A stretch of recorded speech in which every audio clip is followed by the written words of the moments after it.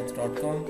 Let's start with question number 3 of exercise number 4.2. The statement of this question is x plus 1 mod is equal to 5.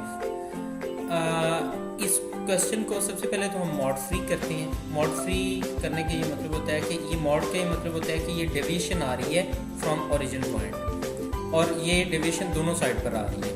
तो यहाँ पे हम यहाँ पे इसको मॉड फ्री करते हैं तो ये आ जाएगा x plus 1 is equal two plus minus 5. अब ये जो x प्लस 1 है इसके इक्वल हम एक दफ़ा प्लस 5 रख लेते हैं और साथ में ही x plus 1 is equal to minus 5 रख लेते हैं और आप इसको सॉल्व करते हैं. ये हमारे पास आ जाएगा x plus 1 is equal to 5, x plus 1 sorry x is equal to 5 minus 1 plus 1.